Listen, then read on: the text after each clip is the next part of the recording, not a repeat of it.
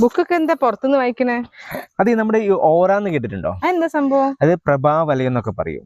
ചില ആൾക്കാർ നമ്മൾ സംസാരിക്കുമ്പോൾ ഒരു പോസിറ്റീവ് എനർജി നമ്മുടെ ഉള്ളിലേക്ക് വരും അല്ലെ? അത് എങ്ങനെ ഉണ്ടാക്കാൻ അറിയോ? അറിയില്ല.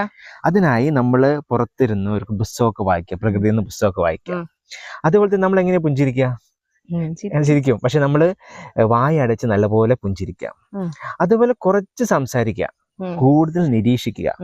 അതുപോലെ നമ്മൾ ഒരു ആളുകൾ ഇങ്ങനെ പലതും ചോദിക്കൂലേ, അപ്പൊ നമ്മളെ ആൻസർ എങ്ങനെയാ പറയാ? അതെ അതെ എന്നൊക്കെ പറയില്ലേ?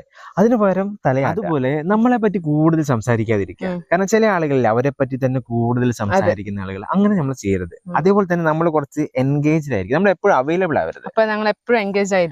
എന്തെങ്കിലും ഒരു പദ്ധതികളും കാര്യങ്ങളൊക്കെ നമ്മൾ എൻഗേജ്ഡ് ആവണം. അപ്പൊ നമ്മൾ എപ്പോഴും അവൈലബിൾ ആവല്ലോ. സോ ഇത്രയും കാര്യങ്ങൾ ശ്രദ്ധിച്ചാൽ നമുക്ക് നമ്മുടെ ഓര വർദ്ധിപ്പിക്കാമെന്നാണ് പറയുന്നത്. അതുപോലെ പുസ്തകം വായിക്കുന്ന ഏറ്റവും നല്ലതാണ്. ഈ പുസ്തകം കണ്ടിട്ടുണ്ടോ? ഇല്ല, കണ്ടിട്ടില്ല. ശിവക്കരയുടെ ബുക്കാണ് യു ക്യാൻ വിൻ, നിങ്ങൾക്കും വിജയിക്കാം എന്നുള്ള ബുക്സ്. അപ്പൊ ബുക്സുകളൊക്കെ എല്ലാവരും വായിക്കുക, ഒരുപാട് അറിവുകൾ ഉണ്ടാക്കുക. അപ്പൊ വീഡിയോ ഇഷ്ടമായെങ്കിലേ ഷെയർ ചെയ്യുക,